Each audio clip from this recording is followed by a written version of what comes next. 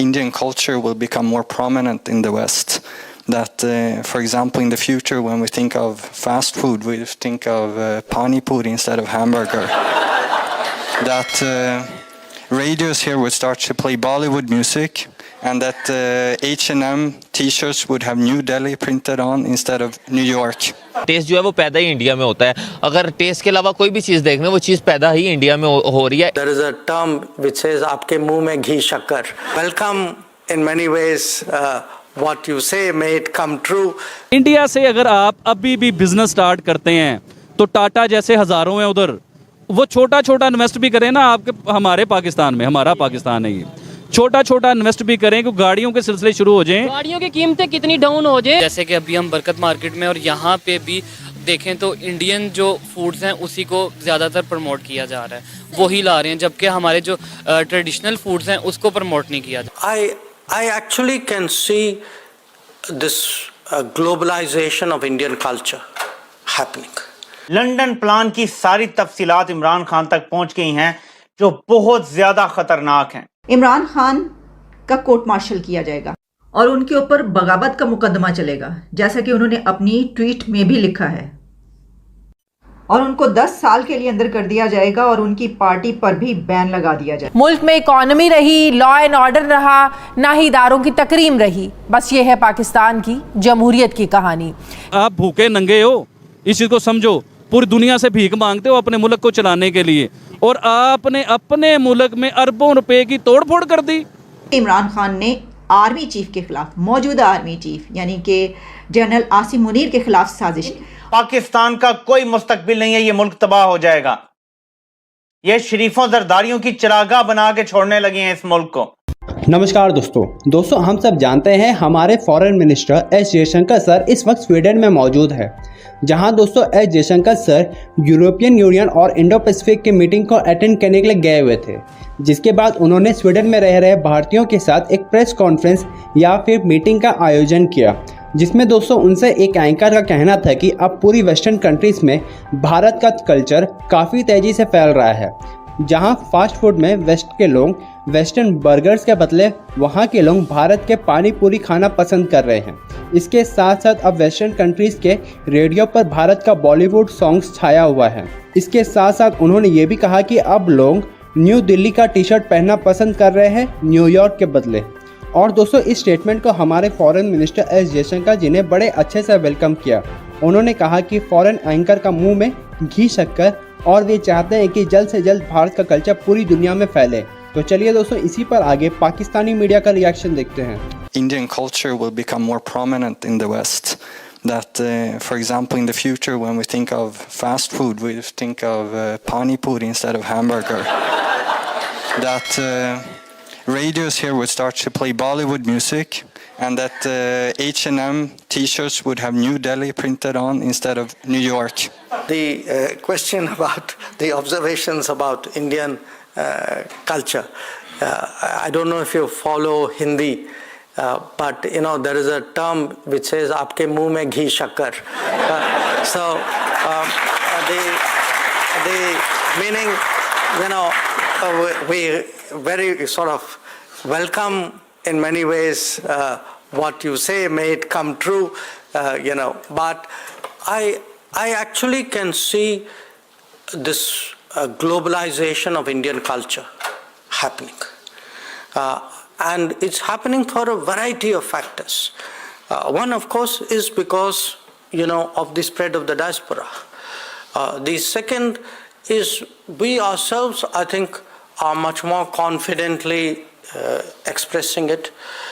It's important we try to find ways of making it more universal, and one very good example of that is actually this initiative which started in 2015 of celebrating the International Day of Yoga.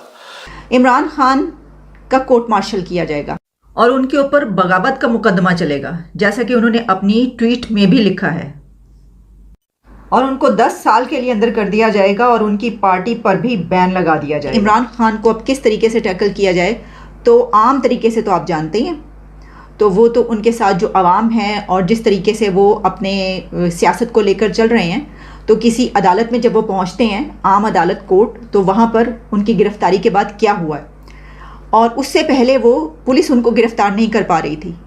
4-5 मरतबा कोशिश की गई और फिर rangers ने उनको गिरफ्तार किया, ये तरीका इख्तियार किया। लेकिन अब रेंजर्स की गिरफ्तारी के बाद का फेलियर सामने है, तो अब एक और तरीका ये रह गया कि उनके खिलाफ एक फ़ौजी अदालत में केस चलाया जाए, कोर्ट मार्शल किया जाए, आर्मी एक्ट के तहत मुकदमा चलाया जाए।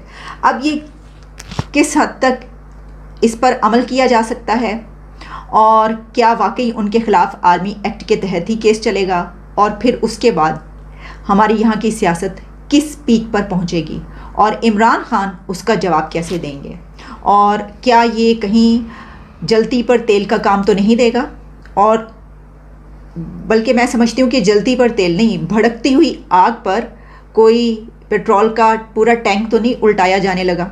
ये ज़रा सोचने की बात होगी। ये सोच लें, जो भी इस तरह का कोई प्लानिंग हो रही है या अगर कुछ ऐसा हो रहा है, ये खबर आ रही है कि उनके साथ जो कुछ लोग हैं जिन्होंने उनकी मदद की और उनका डेजिग्नेशन इसकी इजाज़त नहीं देता था, उनके खिलाफ भी चलाया जाएगा। तो वो इस तरह की खबरें तो हम पहले भी आपको बता चुके हैं कि कई लोगों का तो कोर्ट मार्शल करने की बातें हो रही हैं कि कुछ ऐसे लोग जिन्होंने अंदर से इमरान खान को सपोर्ट किया है अपने इदारे के ख़िलाफ़ जाकर।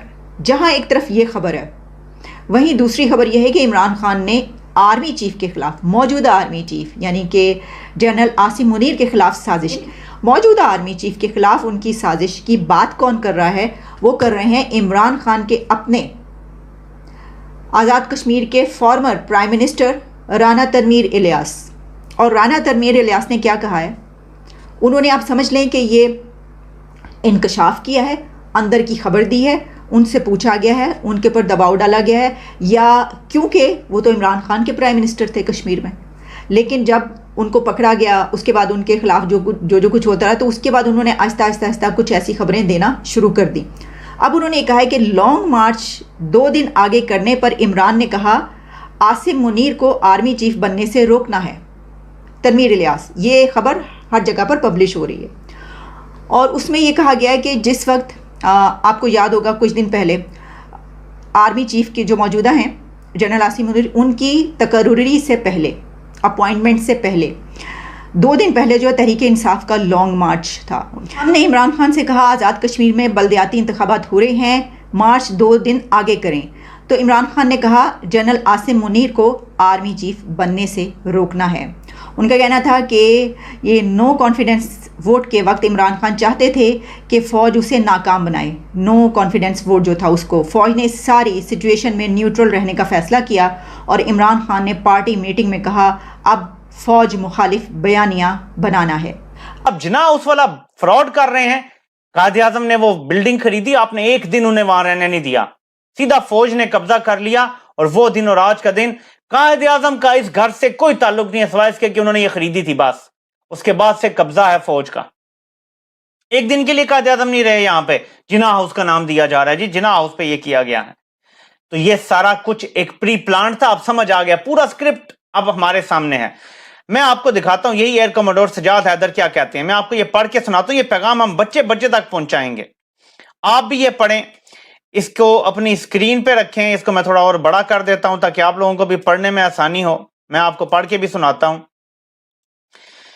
हकीकी आजादी पाकिस्तान खप्पे, जान देंगे हकीकी आजादी लेकर रहेंगे, जान देंगे आइन को बचाएंगे, मैं कौम का खुददार मुहाफिज था, हूं, रहूंगा आखिरी सांस तक। इमरान खान पाकिस्तान की शहरक बन गया है, इसे अपने खून से हम कौम को मिलकर तहफ़्फ़ुज़ देंगे। गैरतमंद बाहर निकलो, गीदड़ घरों में बंद रहो। ये कौम के हीरो का कौम के नाम पैगाम है, ये पैगाम बच्चे तक जाना चाहिए। याद रखें, ये हमारी आखिरी लड़ाई है। एक बार इन्होंने इमरान खान को बंद कर दिया और किसी झूठे केस में 10 साल के लिए या सजाए मौत दे दिया, कुछ भी ऐसा कर लिया। मैं आज आपको बता रहा हूं, मेरी बात याद रखिएगा, पाकिस्तान का कोई मुस्तकबिल नहीं है, ये मुल्क तबाह हो जाएगा। ये शरीफों जरदारियों की चरागाह बना के छोड़ने लगे हैं इस मुल्क को। इमरान खान वाहिद रुकावट रह गया है इनके रास्ते में। जिस दिन ये हट जाएगा, ये मुल्क आगे शरीफों जरदारियों, मरियम, बिलावल और आगे उनकी औलादों, जुनैद सफदर, आप इनकी गुलामी करेंगे या इनकी गुलामी में जीना पड़ेगा और जिल्लत से जीना पड़ेगा। ऐसे ही आपको चपेड़ें पड़ेंगी, ऐसे ही आपके कोई हकूक नहीं होंगे, ऐसी आपको सड़कों पे मारा जाएगा, औरतों को घसीटा जाएगा बालों से पकड़ के। और ऐसे ही तमाम जानकारियों के लिए हमारे वीडियो को लाइक करें, सब्सक्राइब करें और बेल आइकन को दबाना ना भूलें।